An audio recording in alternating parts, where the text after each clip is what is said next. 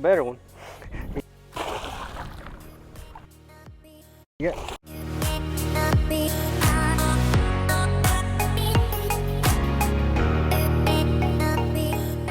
What's going on, guys? Kyle Welcher, Bassmaster Elite Series Pro here. You know, we're just wrapping up the northern swing. Been fishing for smallmouth for like a month straight, almost exclusively, and I have some pent up frustration we're about to take out today on some largemouth. So up here with a 7'6" flipping stick, and hopefully we're gonna catch a few of them on big rod, big line, and get that smallmouth out of my system. So let's go. So we're out here today throwing a frog around a good bit. That's one of my favorite things to do in the summertime because I have the confidence that I can get a lot of bites, and I'm also gonna get some really big bites. So whenever I'm frog fishing, I don't get too bent out of shape about colors. What I do try to do is just kind of get a generic hue. So you can see this right here is frog bottom, has a lot of chartreuse in it, got some green on top, a little bit of red in the mouth, and that just, to me, that just looks like a bluegill. So that's what I do whenever I'm frog fishing. I just get something that's pretty close. I just feel like if you put it back there where most people are not able to put it, you're gonna get bites as long as it looks recognizable to a bluegill. You know, if you pull up to a bluegill bed, there'll be 100 bluegill there, and none of them's exactly the same color. So I don't ever try to feel like, you know, I've got to have this exact correct color, because all bait fish are different colors, at least a little bit.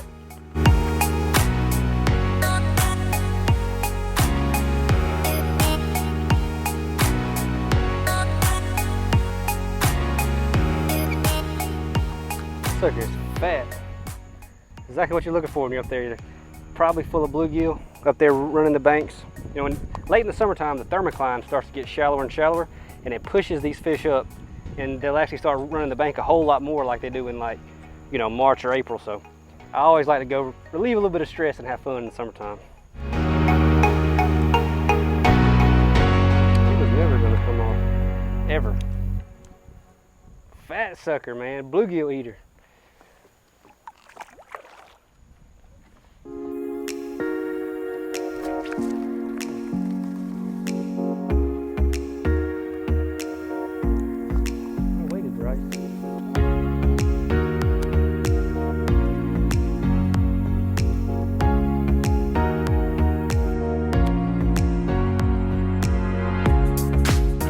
Oh, I thought that was a big one, dude. He just slurped it, man. Oh, it's a good one. He just slurped it. See, if you notice, this is a frog I just took out and just changed colors because of the conditions we had. And all three of the fish I've caught, I've hooked just on the lips, just like that. So I did not bend this frog out of the package. You can see none of them have had it down their throat. And these fish are, I mean, the way they're eating it, and these are decent sized fish, you know, a lot of times they'll get it a lot better than that. So I feel like I'm gonna have to bend these hooks, and hopefully the next one will catch them a little bit better than that. But, you know, one of the things we do in the summertime, the fish are just not everywhere. So whenever you find them, a lot of times it's because bait's in a certain area. So you really just gotta fish what's in front of you. All right, as you can see, this is a frog just like straight out of the package. And you can actually take your fingers and rub all the way down the frog on every single side. And that makes the frog extremely weedless. And if you're fishing a lot of the sloppy grass, that's kind of what you want, so you don't pick up a lot of the grass on every single cast. But we're fishing a lot more harder grass and hard cover today. So I'll bend those up to where right there they barely prick my finger whenever I slide it down the side, and I'll bend this other one up exactly the same. And another thing that I always do is I always offset them. And what I mean by that is I actually bend them out from the frog a little bit. So I bend them up, I'm talking about just a couple degrees, just like that, where I feel like I've got them good. And I'll take them and actually bend it out from the frog, and just a couple degrees as well. And that just makes it where from either side, let me get that back right, from either side now, if I go this way or if I go straight down, it's gonna prick me. So let's get these perfected real quick. This is a, you know, very difficult hook to bend, so kind of got to work it a little bit. So right there I've got it. So if I rub my finger down the side of that frog, I'm gonna get pricked every time. Always remember never to touch your barb with the pliers. I've seen guys before pinch their barb completely off trying to bend these up, so don't do that. But I've got it right there where I cannot rub my finger down that frog without actually, you know, catching my skin. So I know as soon as I set the hook, it's going to instantly start digging on the inside of that fish's mouth. And hopefully the next few I catch will be a little bit deeper, and I won't run the risk of losing them quite as bad.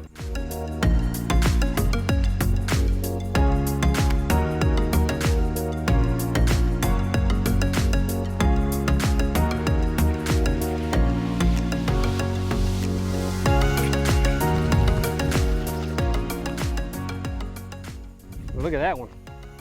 That one is hooked the way you want him to be hooked. You can see that one right there. You can almost close his mouth and you can't even tell what he ate. That's when you know they got it good. And that's not really a big fish. That's right around a 2-pounder. And you hooked him right in the top of the mouth, that deep, way down in there, right in the top of the mouth. That fish is not coming off no matter what you do. So that's exactly why I bend the hooks right there. So we're 2 for 2 on the last 2 we've hooked since we bent the hooks out. They've not been hooked in the lips. And when you hook fish in the lips, that's where the thinnest skin is around the lips and also the hardest skin. So if you hook them in the bone, you're never gonna get that hook in past the barb. And if you hook them in the little thin skin right there, you're gonna, a lot of times rip a big hole, and whenever they jump, you can lose them. So always want to have them hooked way down deep in there, right in the top of the throat. Perfect little place. I'm glad he bit a frog. He's ready to go.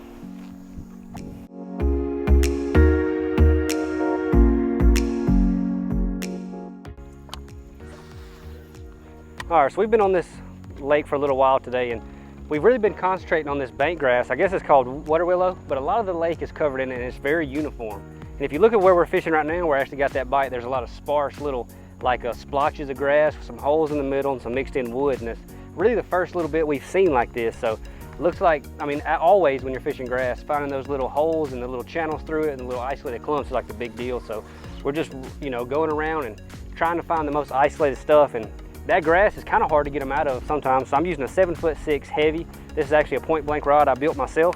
I got it on an 8.2-to-1 Shimano reel, and give me just a second. And just throwing that thing as far back up in there like that as I can. And that's the thing, you can see I got that fish from the back of the grass all the way to the front of the grass where I can really fight that fish the way I want to. And that's the big benefit of using 60-pound K9 braid and the 7'6" heavy rod like that, and an extremely fast reel, because whenever you set the hook that hard, you're moving the fish that far, you got to be able to reel up the slack and catch up to them. So you got to have that 8-to-1 reel, or whatever you like. You can use a 7. I prefer an 8. Some brands have a 10, but that's the setup I'm using, and that's the fish we're catching today, having a good time. I've been fishing for smallmouth for a month straight, so to come out here and use braid and a 7'6" rod and set the hook hard, that's exactly what the doctor ordered right there. Okay, so the normal way that I'm trying to work this frog is I'm trying to throw it as far back as I possibly can, and whatever cover it is that I'm fishing at the time, whether it be grass or overhanging bushes or docks or whatever, but I'm trying to make the least amount of disturbance as I could possibly make.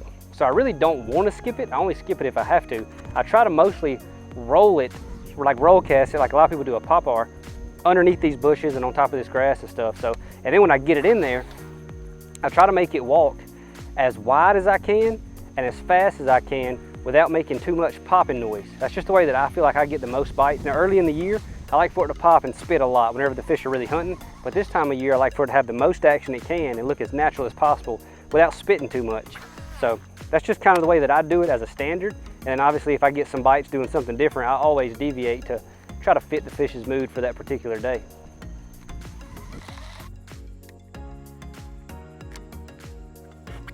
So when I'm getting this frog ready to go like this, I always tie a polymer knot on braided line.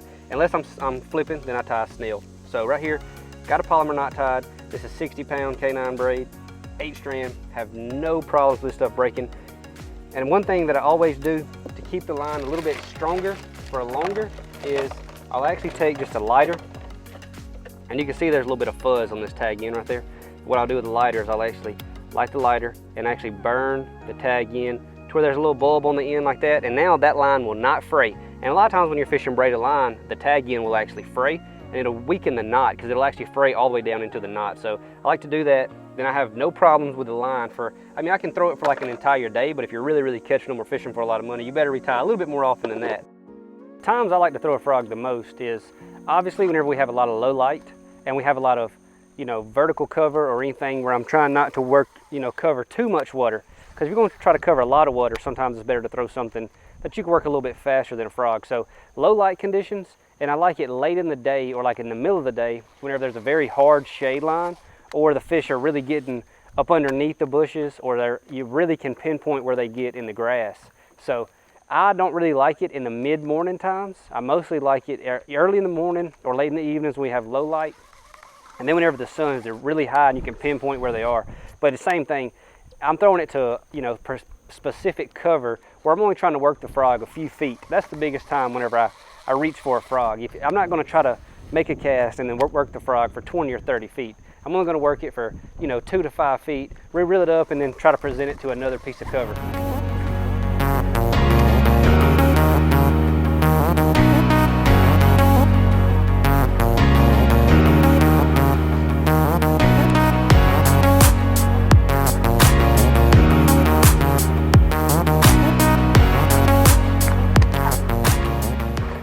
me in the bag, dude.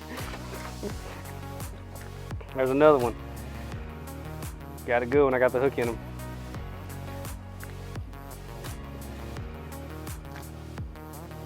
Oh, hard to get them out when they get that good.